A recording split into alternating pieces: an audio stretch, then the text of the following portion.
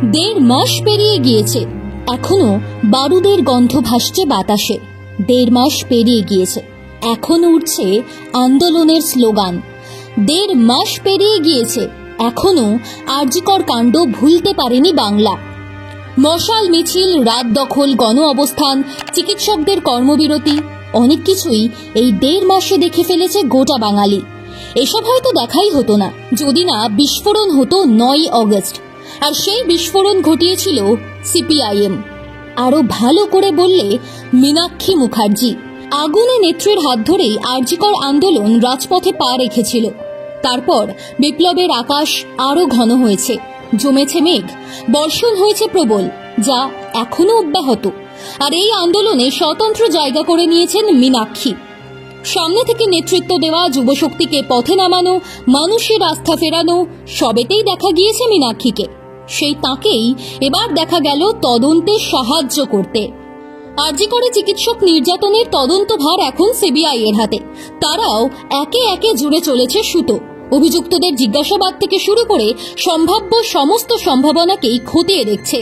9 August Meenakshi আটকেছিলেন প্রয়াত চিকিৎসকের সব গাড়ি। সন্দেহ হয়েছিল মীনাক্ষীর।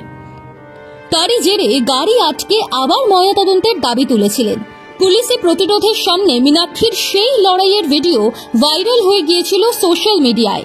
সে খবর সিবিআই পর্যন্ত পৌঁছেছে। তাই সিবিআই ডাকল ডিওয়াইএফআই এর রাজ্য সম্পাদককে।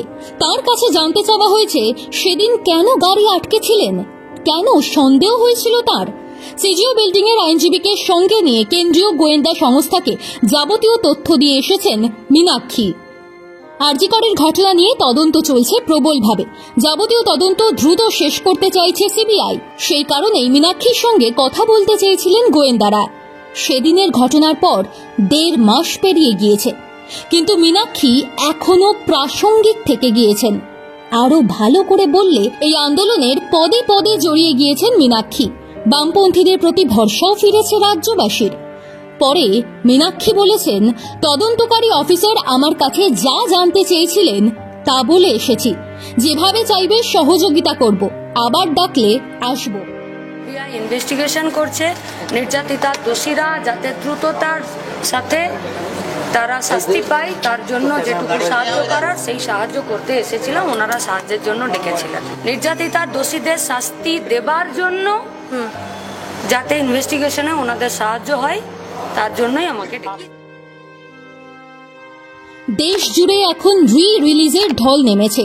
বলিউডের পুরনো সিনেমা নতুন করে রিলিজ হচ্ছে দেশ জুড়ে। তা নিয়ে হইচইও কম নেই। 2011 সালে বামফ্রন্টকে ক্ষমতা থেকে সরিয়ে দিয়েছিল তৃণমূল কংগ্রেস।